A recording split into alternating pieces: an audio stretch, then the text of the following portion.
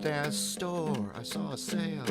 Man, I looked around, everything was on sale. It wasn't funny for saving money, and the place made no freaking sense at all. What a crock, what a mess.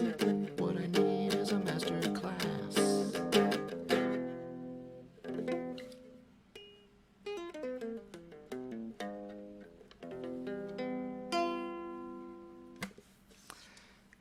Hello everybody, welcome back to Paul's 3D Experience.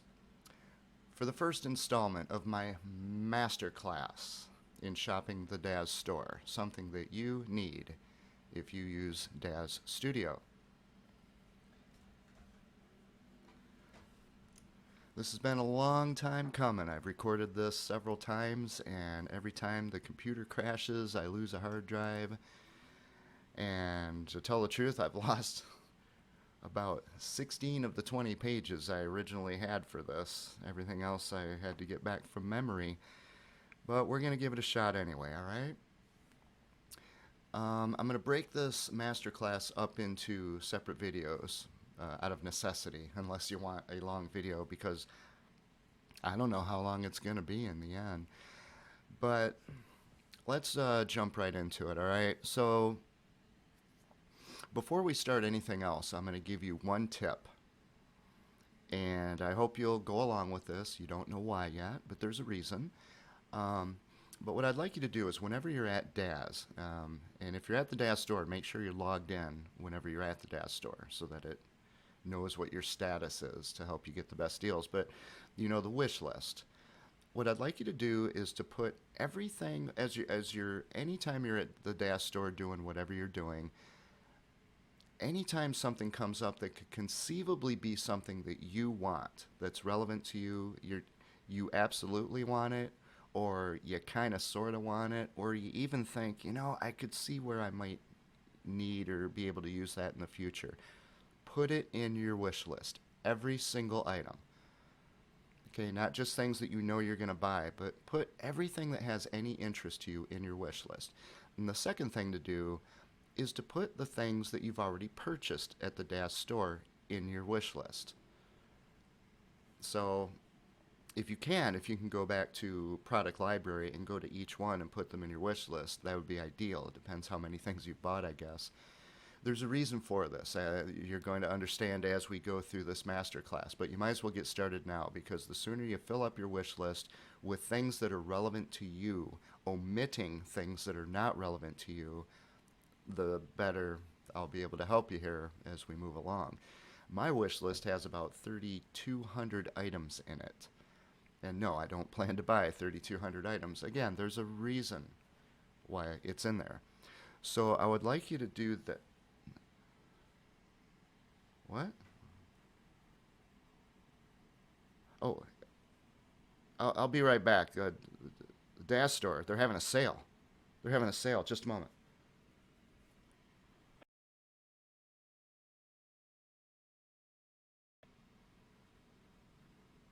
What do you mean it expired? I didn't submit the order yet.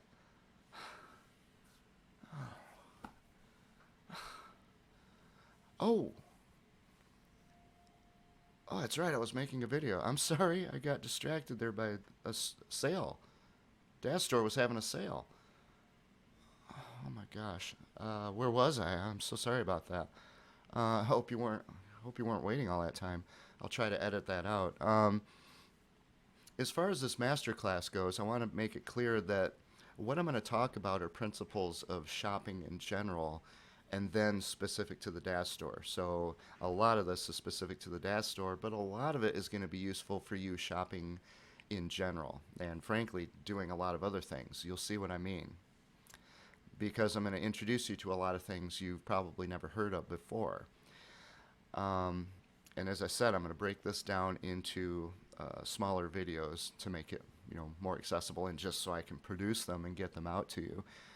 All right, so the first question we need to ask is, why do you even need a master class in shopping the DAZ store? And the reason... Hold on a minute. DAZ store, they're having another sale. Just a minute.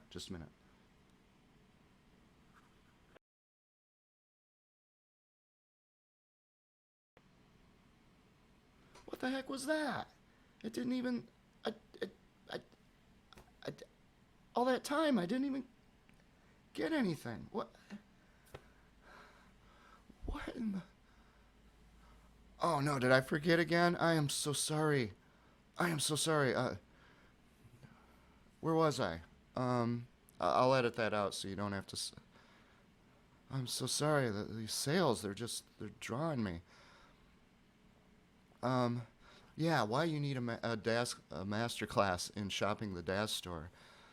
Well, the first reason is because with the way that DAZ Studio being free, the software, and DAZ content, which you need to actually get anything out of DAZ Studio, the way this whole thing is set up, you can't use this in a professional way because of the DAZ store. And what I mean by that is this: if you have DAZ Studio and you know how to use it, and let's say you get a contract to do something like an album cover for a band, and you have an idea of what you want, well, you look through your library of stuff that you have, and you don't have everything you need. You need a monster, or you need a mirror, or something. And you go to the DAZ store, but you know if you shop the DAZ store, you know what's going on, right? Endless sales. Sales as in on sale, discounted. Endless, overlapping, confusing, combobulating, messing with your mind, calculus textbook style sales to figure out what they're even doing. What if the mirror and the monster that you need are not on sale at that time? Are you going to pay the full price? The full price might be $25, $30. Are you going to pay that? Or are you going to wait until it goes on sale and get it for 99 cents? What you going to do? You see, you can't use DAZ Studio as a professional because of the DAZ store. You can't just go to the DAZ store and grab the things that you need at that moment to do a project and get on with the project. The only way you're going to get things through the DAZ store is what I just demonstrated for you, which is that the entire universe out there, trillions of light years in every direction, the world we live in, your country, your region, your state, your city, your community, your neighborhood, your home, your family, all of that has to go on the back burner while you spend hours on the DAZ store while they manipulate you to try to just milk a little more money out of you, or actually a lot more money out of you. What a professional would do is say, I need to make an album cover, these are the things I need. They go to the store, they buy it at a fair price, and then they get to work at their profession. DAZ themselves has annihilated DAZ Studio as being a professional tool, with one exception: if you have a little bit of cash to pay for what you need. Let's take a look at that, shall we? Whenever you look at a product page at the DAZ store, one thing that probably flies right over your head, but you need to pay attention to, is the item number. Okay, so I went and I looked at what the most recent item number was that I could find, and it was Blue for Lou's beachfront condo, and the item number was 89,661. So presumably, at that time when that was posted, DAZ Store had available 89,661 items over the course of its lifetime, which is what, 2010, whenever DAZ Store started? I went back and tried to find the first, what number one was, but it's not embedded in the URL, so I had to just kind of hunt. And what I found, the lowest one I found was cow, number 354. Let me ask you a question. What do you think is the average list price of a product at the DAZ store? Now keep in mind, when you're, like in statistics, you're going to have these bell curves with these outliers. So you're going to have these 49 cent, 99 cents down at the bottom. And then you have much more at $9.99, $14.95, $24.95, $29.95. And then you're going to have these outliers with these huge bundles that are $69, $79, $100, $150. if you crop off those outliers and get rid of them and just look at the bell curve in the center, what do you think the average price is going to be, list price, for an item at the DAZ store? I'll let you think about it. The answer is, I have no idea. I didn't look through all 89,000 of those, but you can make an educated guess if you've shopped the store enough. I would say it's around, drum roll, $19.95. I'm just guessing. But most of what I see is at $14.95, $19.95, $24.95. So in the middle, $20. Let's round it off to $20. Remember what I said about looking at the item number, by the way. That's another tip. We'll see why we're going to do that in a future video. But start looking at those numbers. The main reason is because you want to see where it falls in the age, in the progression of DAZ. Because if you get a low number, it may have some issues. It means it's an older product. But let's do a little math here. I'm going to round that number off. If I could get this thing to work. Oh, I lost everything. How'd that happen? Oh, I didn't click on my calculator. Okay, so let's take that 89,661 item number and let's just round it off to 90,000. 90,000 times an average of $20 per product. List price. You get $1.8 million.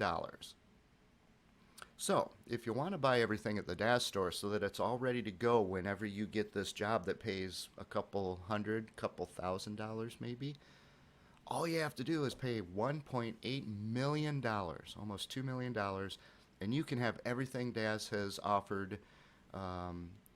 Granted, a few items are discontinued now, but they still sell an awful lot of the old stuff, as you know. Here's the question, folks. Is that a good value? If you had $1.8 million to just blow on something and you gave it to the DAZ store to get all their content, are you getting a fair value back from that? If what you do in your professional life is, you know, renders that might go into graphic arts that pay a couple hundred or a couple $1,000s a pop? The answer is no, by the way. No, that's a horrific value. That's not a value. That's theft. I mean, it's robbery. It's criminal. But here's how DAZ gets around it. Their stuff is always on sale. Man, I looked around, everything was on sale.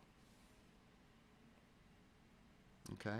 And by on sale, I mean the discount, you know, on sale with the red tag and all that, not just available for sale. So I'll just let one cat out of the bag here.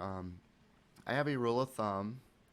The rule of thumb is I don't want to pay more than 30% of the list price, which means it has to be 70% off or more. But beyond that, as the 95% hard and fast rule, with a little leeway, I don't want to pay more than 20%. So I will pay 30% off the list price if I really need something. And yes, there are a few examples of where I've gone off, but for what it's worth, I will not pay unless it is at least 70% off, but I do everything possible to make sure it's at least 80% off. So let's see what 80%, let's say I could do that with every item in the DAZ store. Let's say I had a couple million years to wait for all these sales until every one of those 90,000 items were 80% off and I grabbed them all. What's that going to be? That's going to be $360,000. So after all that time and effort, I only have to spend now, instead of $1.8 million, I have to spend $360,000 to get the whole DAZ catalog at a great discount, 80% off the list price. The question is that a good value? Are you getting your money's worth? If you pay DAZ $360,000 to get all their content, so you can get cracking on your work that might pay a couple $100s here, a couple $1,000s there, is that a good value? I'll let you think about it. No, it's a horrific value. It's no value at all. It's highway robbery. $360,000, and that's after you've gotten everything down to 80% off. See, there's a problem with DAZ. They offer the software for free, but the software is useless unless you have content. But to get the content, look at what you have to pay. This is why you need a masterclass in shopping the DAZ store.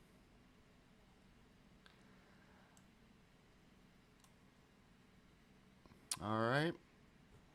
Let's see. Another reason for it is because DAZ has voluntarily chosen, it was their conscious decision as a business to go this route. They could have gone a different route, but they didn't. They have chosen to go the route of, instead of selling products in such a way that you use DAZ Studio, and as you need an item, you go grab it at a fair price and you get on with your work. And DAZ Studio becomes something that is presented to the world through all these graphic arts and music videos and album covers and all the things they're doing. DAZ chose not to do that. Instead, they have focused on manipulation. Manipulating customers into spending as much money as possible, whether they need the stuff they're buying or not. And you may think you understand their manipulative tactics, but folks, I'm here to tell you, you don't have the slightest idea how far they go. It is absolutely unconscionable. And because of that, you need a masterclass in shopping the DAZ store. Another reason is because, and I got to tell you right now, I'm going to, the way I teach, and it's always been this way, and I won't do it any other way because it's the way that works. The way I teach is I will go off on what appears to be a tangent, but it isn't. And yeah, sometimes it's going to get political or seem political or be political. Tough. You gotta have thick skin if you're going to make it in this world. All right, this is the way it is. So you're going to see me at times go off into areas that don't seem even related to DAZ or the DAZ store. But in the end, it's going to all come back and make sense if you listen to the whole series of videos I'll produce. All right, and I think I got this from the A-Team back in the 80s. You remember the 80s? You had the A-Team with that van and B.A. Baracus. I pity the fool. And they would go and they would have some job to do, and they would just grab all this stuff from a junkyard and start hammering and welding, and you're just scratching your head going, what are they doing? I have no idea what they're doing. And at the end of the hour, though, everything comes together, and Hannibal Smith, their George Peppard, I don't have anything like a cigar here. Let's see. George Peppard would come out at the end, light up a cigar and say, I love it when a plan comes together. I think I got that from the A-Team, but that's how I teach. I go off into whatever realm you need to make the correct analogies and metaphors and associations and the underlying theory, so that in the end, after everything is presented to you, you really understand a whole lot more than you did before. I could just create a little checklist and say, okay, if you want to shop the DAZ store, do this, check, do this, check, do this, check. That's not going to work for you. And it certainly isn't going to apply to the broader idea of shopping in general out at brick and mortar stores and other places. So with that said, the fourth reason you need a masterclass in shopping the DAZ store is because about 100 years ago, some really bad people began to take over the American public school system. And they did so deliberately. And the reason they did it is because they know something, and they wanted to deprive everyone else of that information. And the first thing that they knew was that if they know something that they don't know, they have power over these people. Because knowledge is power. In fact, they don't even really need money if they have knowledge that these people are deprived of. Anytime you see censorship, anytime you see somebody trying to prevent another person from speaking, remember that, because that's the reason for it. We know something they don't know. There could be one person here, there could be 1,000 people here, there could be billions of people here.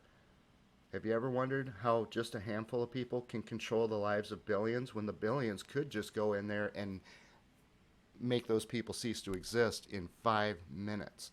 And it's all over. But it never happens. Why is that, folks? Because these people know something these people don't. So when they took over the school systems as part of a bigger, broader issue that I'm not here to talk about, they started redefining education. And it was no longer reading, writing, and arithmetic. It never was. It was a lot of other things as well. It was true, legitimate science, which is gone from our society. It's been gone for about, well, not quite 100 years, but close. We don't have real science anymore at all. Even the students aren't even taught science. They don't even know what it is. So you can't have science anymore. You've got junk science. But also in the field of economics. Now, when I was young, they still had classes called home economics. I'll let you look up what that's about. Probably not real popular today. And yet one of the most useful courses ever offered for raising a happy family in a happy home, in a happy community, in a happy state, in a happy country, in a happy world. But they annihilated that. They nuked it deliberately. They know something everyone else doesn't know. Well, among those things were economics.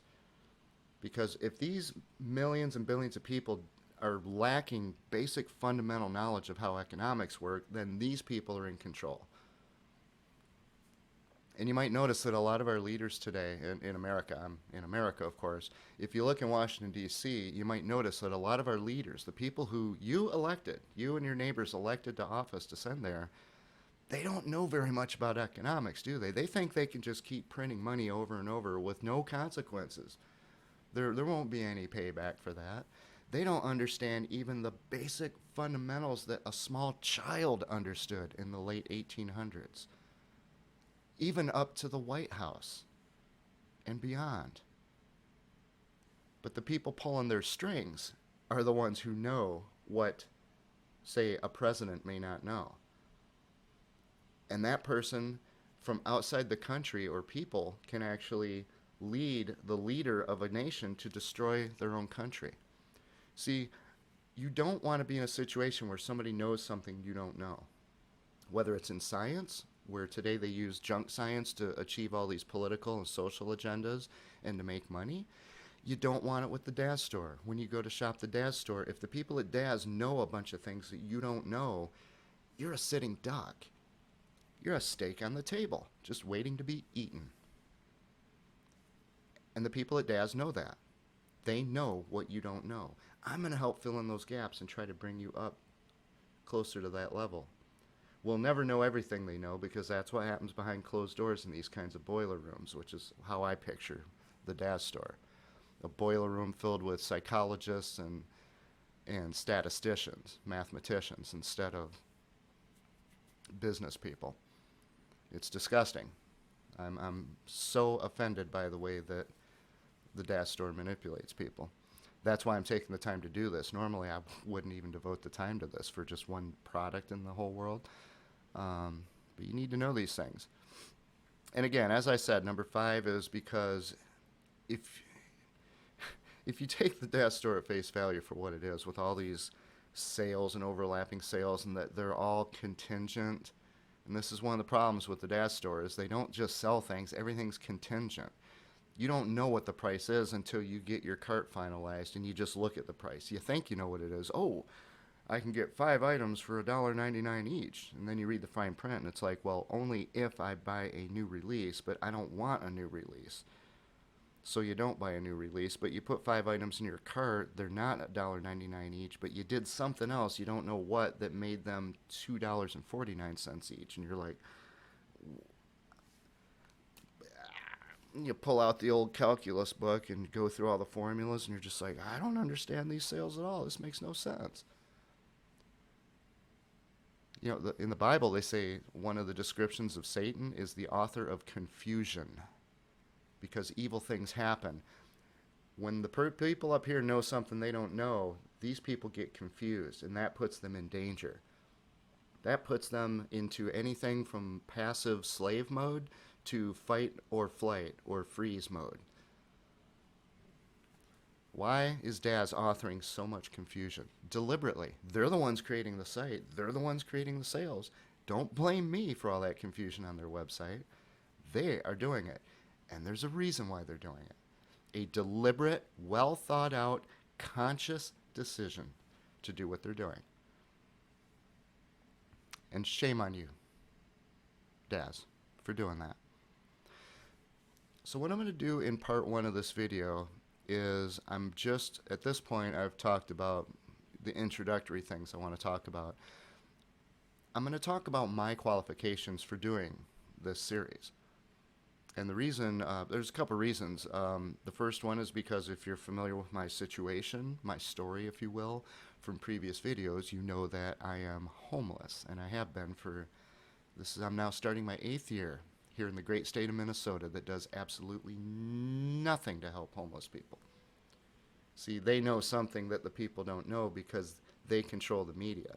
So in the media, they'll say, oh, we're helping the homeless all the time, when in fact what they're doing is they're taxing these people and taking all that money and sticking it in their pockets in their re-election campaigns. And we don't see any of it. But you'll never know that because you're too busy watching ABC and CNN and Fox News and all. You're watching that. You're not going to get the truth. You see? They know something the masses don't know. The masses are being robbed because of it. And even though the masses could stop these people just like that, they don't. They don't. They just take it. They just sit there and take it like someone in an abusive relationship. I'm not going to stand up for myself. I'm just going to take it until they kill me. To the extent that I can prevent that here, folks, I'm going to help prevent it. I'm going to help give you the tools to bring you up so that they can't steal all your money that you work so hard for. In a fair economy, DAZ should make a fair profit, the vendors should make their fair profit, and you should be treated fairly in terms of what you're spending and what you get out of it as well. You know, there's a lot of problems with the DAZ store as far as DAZ Studio just not working, not functioning properly as a product. When the Lost and Found is the biggest, most full folder in your DAZ Studio, there's a problem. Lost and Found means that the product is broken, and yet DAZ sold it anyway, knowing that it's broken. There's almost no instruction for anything on here. If you need help, you have to go to the forums, where at least at the DAZ store, the people are pretty mean and nasty quite often. If you go in and ask a question, the first thing they do is, well, if you drive 20 miles and enter this building that is built into the hills, you can barely see the door, and you go downstairs and you jump over the moat and the alligators, and you look for the file cabinet, and you have the key, and you open it up, and you look in the folders, and it answers the question right there. Why are you asking the question now? Which is the equivalent of what it is when they say, why didn't you just search to see if someone had asked the question before? Because their search engine doesn't work like everything else with DAZ. If you go to their forums and try to get an answer to a question you have, you can't even find those. You know, Godspeed to the people who can, but you don't have to be nasty to everyone who comes around as a new user and just ask the question, how do I do this? Why is this happening? I'd still like to know why my base figure with Genesis 8 female keeps adding the shape of one random character for some reason after about 6 months of it. I don't know why, but I can't ask anybody because there's no way to know. See, their product isn't very good. Because their product is you. You are their merchandise.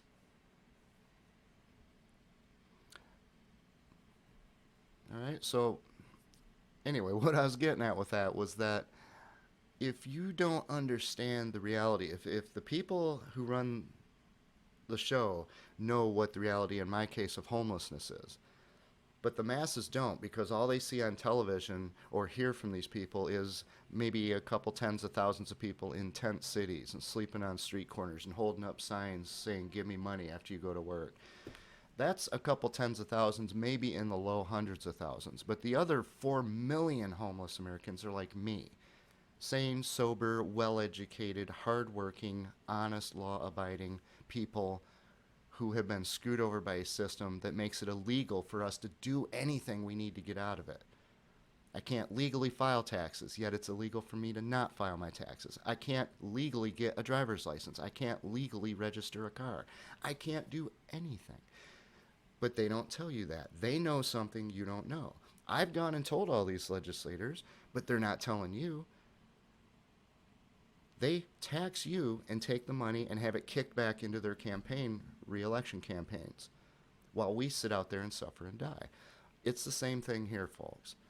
Okay? So if you want to know why a homeless person would be bold enough to stand up here and say, I'm going to tell you something about finance and economics and managing money, the reason is because you don't know what American homelessness really is. Most of us are more competent than those people in public office. But you don't know that because all they show you so that you don't know everything is people sitting in tent cities, people standing on street corners with signs. They know something you don't know. But the other reason I want to give you my qualifications is because as I go through my qualifications, you're actually going to learn a lot about what the DAZ store is and what the problem is. You're going to see these analogies. You're going to see these comparisons. And with that, let's get right to it. I have to check the time here. Find my glasses. Oh boy, not a lot of time left. All right, let's get on with that. Qualification number one. About 20 years ago, in a previous life, before all this happened, I was the revenue manager for one of the largest private hotel groups in the United States. So our company owned a whole big portfolio of hotels. They were limited service hotels like Travelodge, Days Inn, Ramada, those kinds of things, Motel 6, those kinds of hotels, limited service. My job was to travel the country and to teach the managers how to sell, how to set rates, how to compete, basically.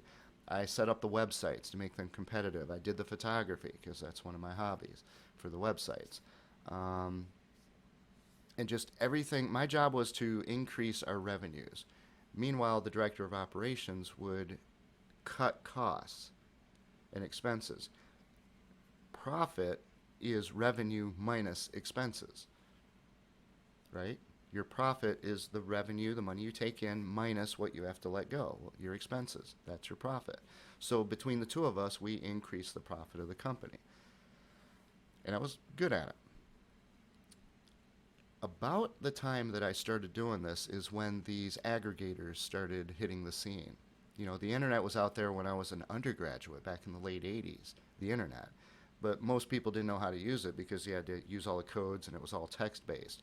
Once the World Wide Web came around 1996 or so, and browsers like Netscape, then the average person could use this mouse to go and click and surf the internet, and that's when it really took off. So that's why I call it the World Wide Web versus the internet.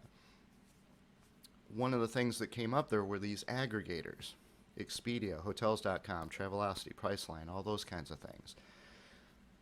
And I raised the red flag and I waved it as hard as I could. And I was dealing with people, who had family connections to Wall Street, old money. I mean, I was, but nobody listened.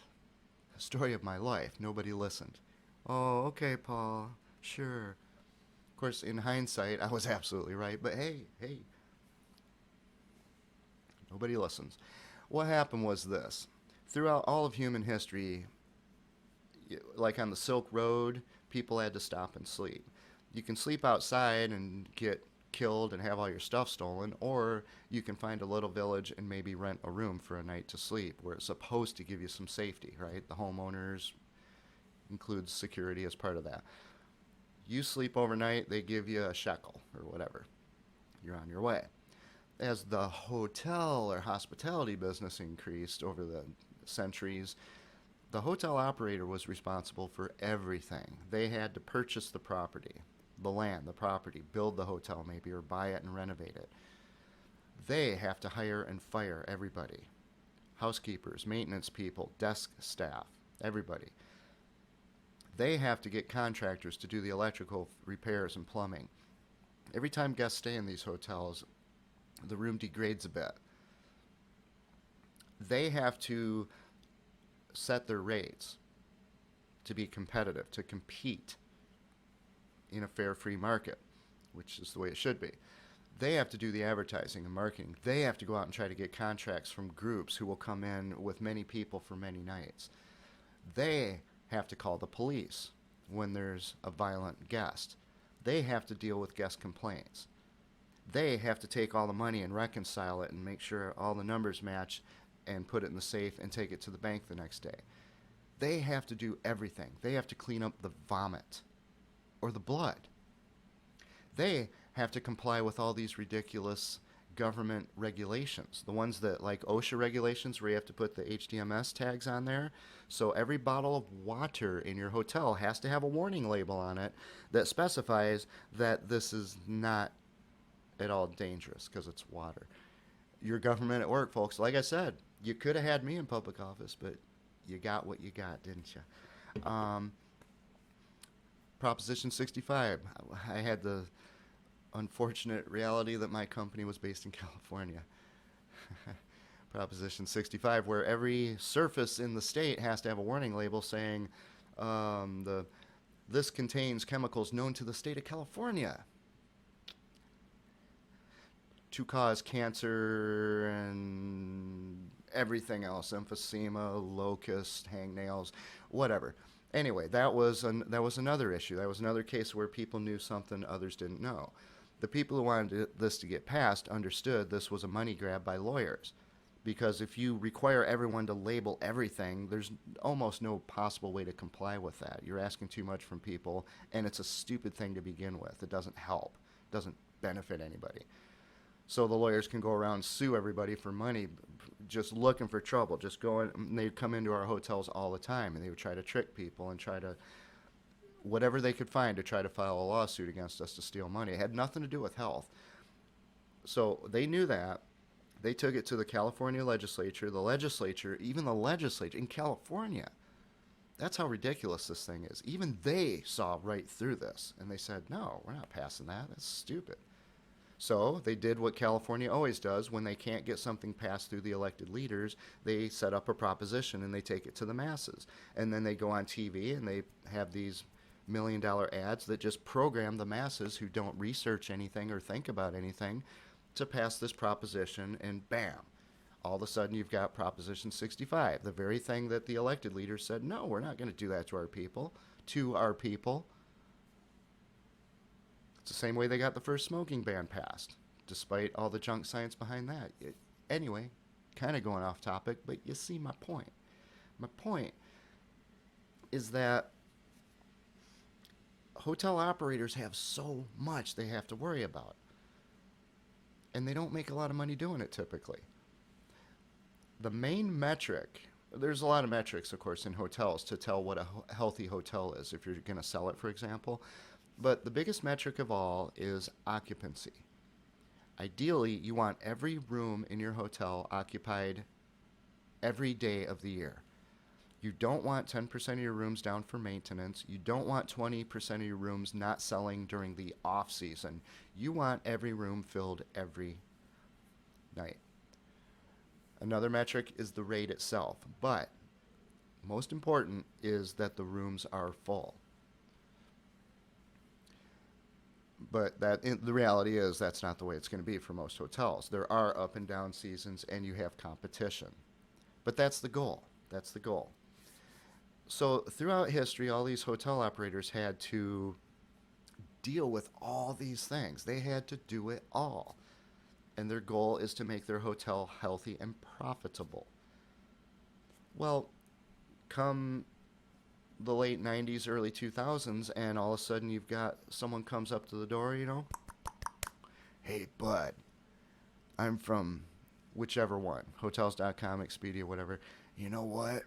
You're working awfully hard here trying to do this. I've got all this money behind me from Wall Street and from Silicon Valley. All right? I can afford to put advertisements for your hotel on television, national television. I can put it on the Super Bowl. I can get William Shatner to sell your rooms.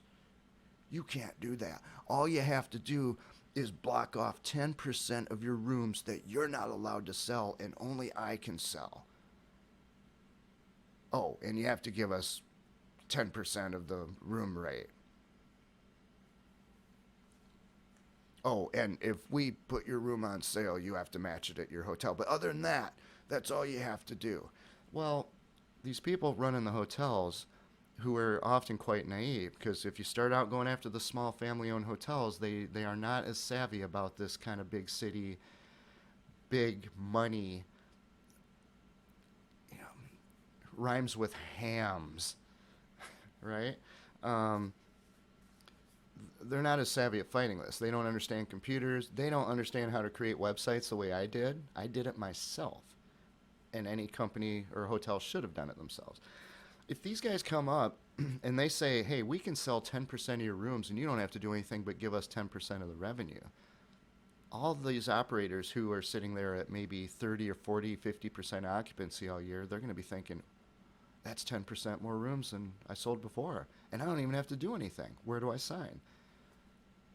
Okay, so they sign. And then the next week, the next one comes over, hotels.com. Hey, buddy.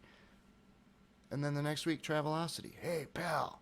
And then the next week, Priceline. And the next thing you know, they're blocking off 30, 40, 50, 60, 70% of the rooms in their hotel that they, by contract, are no longer legally allowed to sell themselves because they've allocated them to these online services who are going to get William Shatner to sell their rooms. Of course, what they're not telling them is William Shatner and the online company is also selling all their competitors' rooms. William Shatner isn't pointing to their hotel specifically. He's pointing to Priceline. And Priceline is selling your competitors as much as they sell you. And what happened was, see, what happens here, folks, is this violates the law of supply and demand. Remember what I said, 100 years ago, they took over the school system and they stopped teaching economics deliberately. The law of supply and demand was the first thing to go. Because if these people don't understand the natural law of economics, which is equivalent to the law of gravity in physics, or Ohm's law in electronics, the fundamental rules of in our universe of how something works. If you pull that out of the school system so that these people don't understand the law of supply and demand, they're worse than sitting ducks. They're probably in a worse situation than any group of people throughout all of human history have been in. They are so deprived of reality that they don't even understand if I jump off of this mountain, I will fall down in terms of economics. You understand gravity from your own experience, and you know if I jump off a cliff, I will fall to my death. But if you don't understand the law of supply and demand, you can jump off a financial cliff and also be destroyed. And you don't know it because nobody taught it to you. What these guys did violated the law of supply and demand. It created artificial demand for which the hotels gave the supply. But the demand was never there because when the smoke cleared from all this, all you had was all these hotels in the same situation they were in to begin with. They all had to sell rooms against the same competitors, but now they legally can't sell a certain number of their own rooms when their goal is 100% occupancy. The people who do have the right to sell those rooms are also trying to sell their competitors, and they take a chunk of change from every sale anyway. And they also put more constraints, like you can't sell these rooms at all, or they might say you can't sell our block of rooms unless we haven't sold them by 6 p.m. on the night of, which is lunacy, right? Because 6 p.m., most of your people have already checked in by then. What happened was these third-party aggregators put a ball and chain on the hotel operators. They violated the law of supply and demand, and when you violate natural law, there are consequences. And the consequences in this case, without getting into detail, is that it destroyed the American hospitality industry. It destroyed it. There is no longer nice, charming Route 66 Travelodge style hospitality in America. We were known worldwide for the greatest hospitality.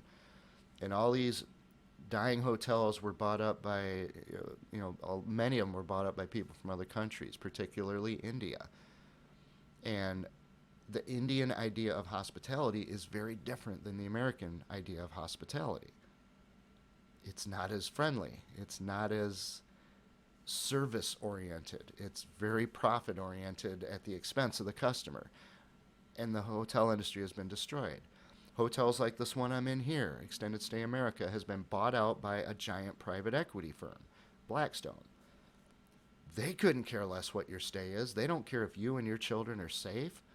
They don't care. They don't care. They're a private equity firm. They're not a hotel operator. They know as much about running hotels as Expedia does. These aggregators who were selling these rooms are sitting, they're just a boiler room somewhere, a bunch of people sitting around in their underwear answering the phone, taking reservations. But they don't know how to run a hotel, how to buy a hotel, how to hire and fire housekeepers, and how to comply with government regulations, how to do the accounting reconciliation and deposits to the bank. They don't have to clean up the vomit. They don't have to call the police. They don't have to resolve disputes with customers directly, to an extent. To an extent, sometimes these people have to call those third parties, but they're not running hotels, and yet they're making a huge amount of money. Why? They're not doing anything. They're not running a hotel. Do you see how this relates to the DAZ store? The vendors are creating all the content. DAZ is making the money. And the people at the other end, the average Joe, average consumer, they're getting screwed. Do you see the comparison yet? That's my first qualification. Qualification number 2, I've been in computers since the home computer really started. IBM PC Junior, Commodore VIC-20, 64, Atari systems back in 1980 or whatever. And I took them apart and reversed engineered them, and to the point where the only reason I took computer science in college was because I already knew it all. I didn't even have to study. I'd already taught myself, right? One of the things I love about computers, or did back then, was their application to music. And around 1983, the MIDI standard, something that DAZ knows nothing about, standards. The MIDI standard was given to the world. Musical instrument digital interface. This allows every company who follows this standard, means that you can take an instrument like this, and somehow, some way, I can plug this into that computer and I can record it. I can do that. And I don't have to worry about which computer I have because I'm using a standard. Well, because of that, you had all the hip hop. That's what led to things like the Akai MPC family of drum machines, which gave all the hip hop in the 80s and 90s and up till now even. All these synthesizers, all this stuff and then as the computers became more powerful and the internet became available in the World Wide Web, people had in their possession, like I do on this computer, a better home studio in that computer than the Beatles had at Abbey Road Studios. I've got more in this computer than the Beatles had access to.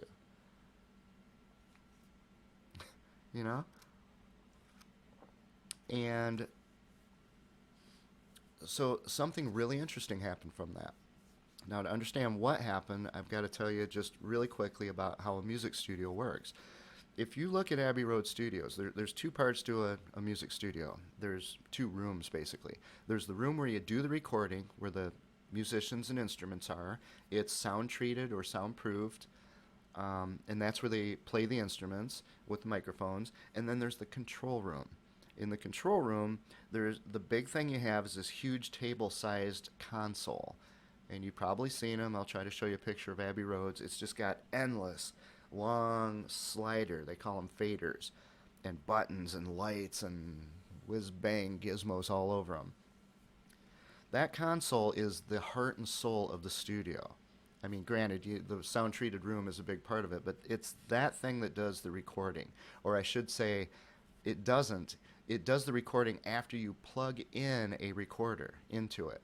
And you can plug in any recorder you want. You can plug in half-inch tape, 1-inch tape, 2-inch tape. You could plug in a CD burner. You could plug in an 8-track tape if you're crazy. You make the decision, because the thing is, the console, for as big as impressive as it is, it can't do anything. It does absolutely nothing. It is this powerhouse that its power can only be manifested to the extent that you plug things into it. For example, on the backside, you're going to plug in the instruments. You're going to plug in the guitar and the bass guitar and the microphones for the singers and the people playing keyboards, and the drummer is going to be drumming and maybe have a whole bunch of microphones around the drum set. those plug in to the mixer, to the console. Once you plug in a recorder, now they can take all those things and they can mix the relative volumes to make it sound pleasant, and they can record it. But there's also other things. There's effects, flangers, phasers, choruses, all these modulation effects. There's delays and reverbs, these timing effects.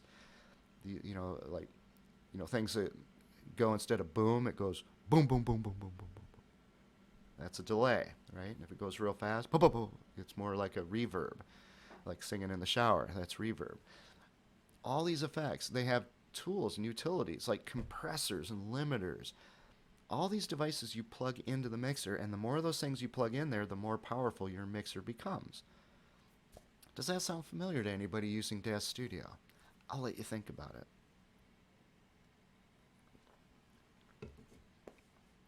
Yeah, DAZ Studio is free. DAZ Studio is the console, it's the brain, it's the technological wonder. But unless you want to use the base Genesis figure with Toulouse hair for every single render with no backgrounds or props, DAZ Studio is useless until you plug in content. See where I'm going now?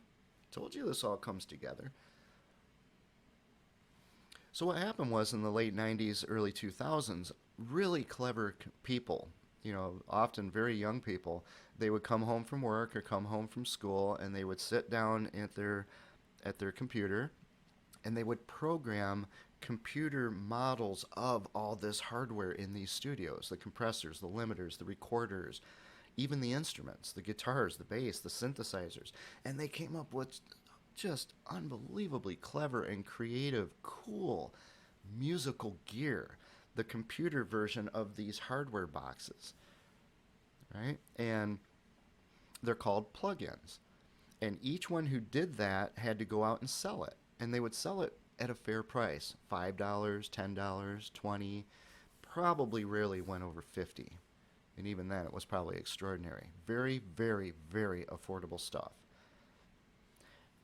But each one of them had to let people know they had stuff for sale. So they went out into the internet, and they would go to YouTube or whatever existed at the time, go out to the forums, and they'd say, hey, I got this new delay. It simulates a Roland Space Echo from the 1970s. Come check it out. And people would come to the sites. The shoppers were responsible for remembering, bookmarking the site, using word of mouth to tell other people about it. And you build a following, and just like any other free market, capitalist society, the best of the best of the best rise to the top. And the junk falls away because the word of mouth tells everyone, don't buy this, this is garbage. This thing is really cool. This will help you with your productions. Okay, so everything's going good, but again, you've got one person who isn't a salesperson, they're a computer programmer. They're outside their workplace, they're creating for fun. They're creating these wonderful things that musicians around the world can benefit from at prices that are so affordable. It's almost it's unbelievable. I mean, a hardware Space Echo, folks, would cost, even when they were new, they'd probably cost a couple $1,000s. They're probably like $30,000 now to get one. I own several on my computer, and I paid anywhere from maybe $10 to $20 for each one. And they do the same thing. So can you guess what happened? Yeah. The musical version of Expedia, Hotels.com, the musical version of these aggregators started going up to these people sitting in the rooms who were very naive when it comes to business. And they said, hey, bud, I got Wall Street money behind me. I got Silicon Valley money behind me. I can advertise your product in all these music magazines that are distributed around the world. I can get you on, the people who make MTV. I can get your name out to everybody. Everyone's going to know. And all you have to do is give me, maybe 25% of the revenue from your sales. Oh, and a couple stipulations too. If my site ever puts your item on sale, you got to match it at your site as well. Those kinds of things. And of course, the person who wants to focus on programming and creating these really cool products just hears cha-ching, cha-ching, cha-ching. My goodness, somebody's going to take over sales and marketing for me. Where do I sign so I can focus on programming? And then as soon as they get it on this aggregator site, along with all of their competitors. Guess what? Competition. So they might have sold that thing for $20 previously. Now this company has just lowered the price down to $1.99. Does that sound familiar to anybody shopping at the DAZ store? And they bring it down to $1.99, but you just signed an agreement saying that now you have to match that price on your website. Are you going to make more money or less? And what happened? The same thing. They violated the law of supply and demand, and it destroyed that whole industry. So that now you've got the signal to noise ratio in that industry is ridiculous, and the prices have gone up because you have to buy so many items before you find something that even works right, that you end up spending 10 times as much money as if you knew what to buy in the first place. Okay, so that's something I've been involved in since the MIDI standard was created around 1983. That's a qualification.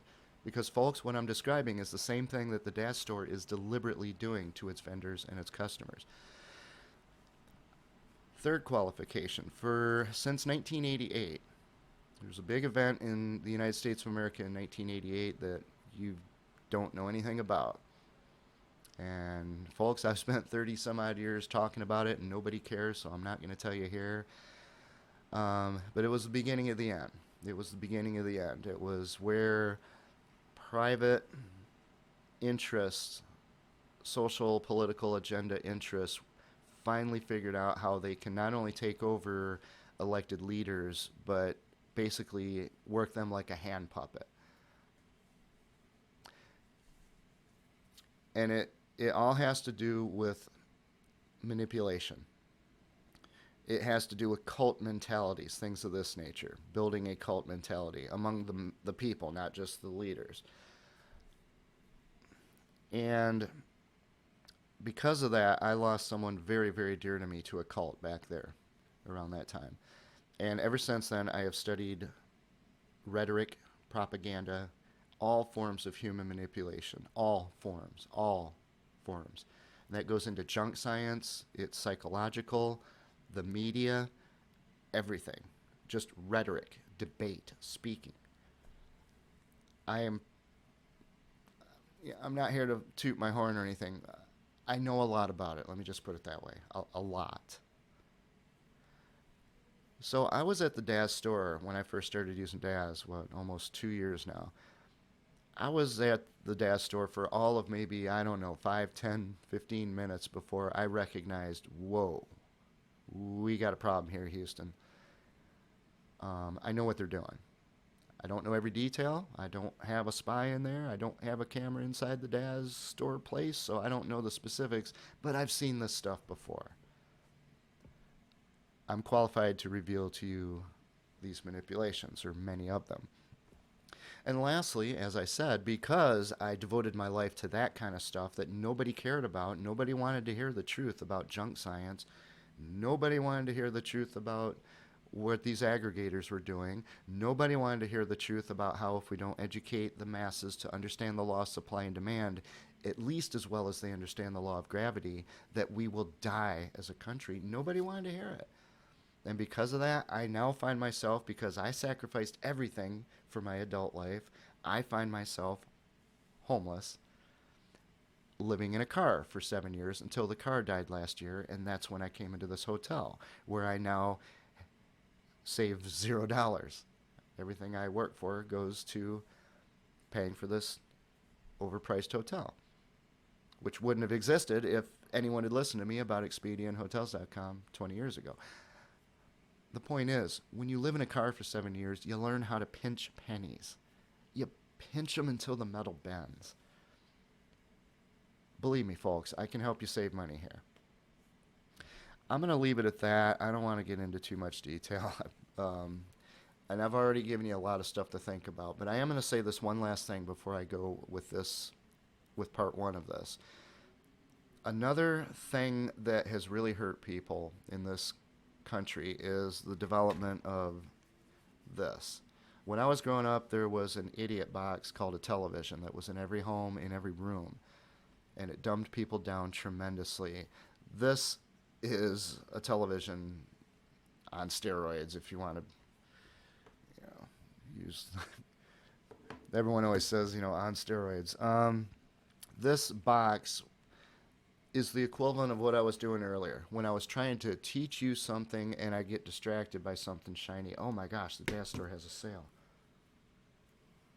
Please, I'm begging you, please, don't look at your phone for 2 or 3 minutes. When this video is done, sit quietly and think about what I just said. Let it get into your brain so that it will make neural connections and it will stick with you. Please, if you go straight to this device and you just start looking at see if anyone tweeted you, it's most of what I just said is going to go flying out the window, and it did nothing for you, and you just wasted the last hour, and it's not going to give you the benefits going forward. Please, whenever you encounter anything that is truly useful to you, that is different, that makes you see and think in different ways than you did before, put the idiot boxes away, at least for a few minutes. Let your brain have time to soak it in and take it in, and then go destroy some cells with this. Because if you shut down this video and you turn this thing on right now, this was all for nothing. If I'm here to save you money, I'm obligated to tell you this. That's how serious it is. And with that, I will leave it up to you what you do with that. Thank you so much for watching part 1 of this masterclass on shopping the DAZ store. Come back for part 2. We're going to start progressing through all of this. And until then, happy rendering, everybody.